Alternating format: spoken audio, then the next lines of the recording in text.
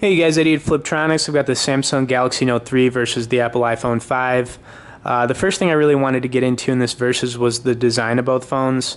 The Note 2 had a plastic back to it, but the Note 3 has a nice leather type back to it, and the iPhone 5 has a metal back to it. So design-wise, I really like the design on the Note 3.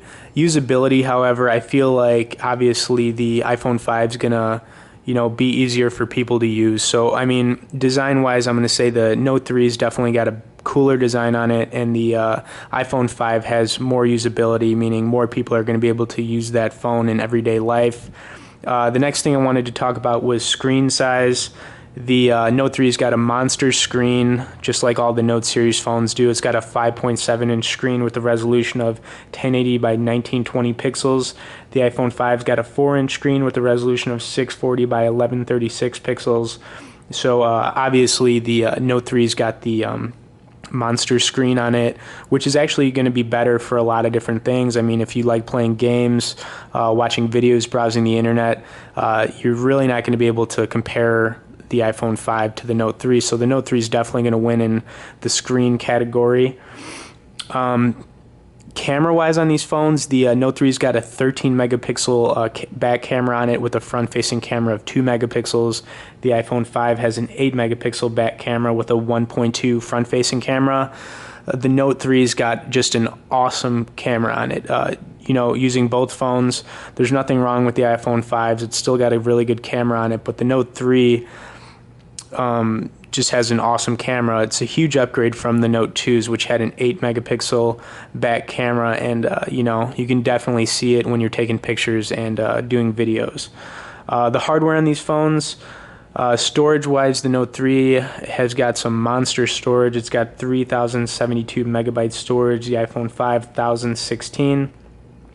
And processor-wise, the Note 3's got a 2300 megahertz quad-core processor. The iPhone 5's got a dual-core 13 megahertz Apple A6 processor. So, the Note 3 is just so fast. Playing games, there's no lag. Browsing the internet's great. Watching videos, so many awesome things with having that fast, big processor, the quad-core. The iPhone 5. Hard to compare processor, obviously, a lot different. Even the Note 2, I think, had a 16 megahertz quad-core processor, so even the Note 2 was outdoing the iPhone 5 processor-wise. So gonna give it to the Galaxy Note 3 in that category as well. Last thing, battery life, I think, there's no comparison. The Note 3 gets 25 hours battery life on it. The iPhone 5, we're going to say probably around 10. Even the Note 2, 15 hours battery life it had, but the Note 3 is just killing it in the battery category. It really holds battery life for a long time, even with all the apps running on it, and how big the phone is. I think it definitely holds its ground battery-wise. The iPhone 5 gets a lot of standby time when you're not using the phone, but when you start using your iPhone 5 constantly, it drains the battery quicker. I feel, anyways, from using both of the phones.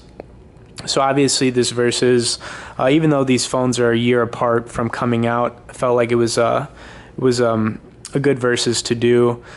Like I said, though, usability in the real world, I feel like the iPhone 5 is going to suit a wider range of people compared to people who are going to use the Note 3, just because it's so much bigger. But there's definitely a good market for it. Anyways, guys, thanks for watching this versus. It's going to the Note 3. Stay tuned for more on the Note 3, and be sure to subscribe to our channel.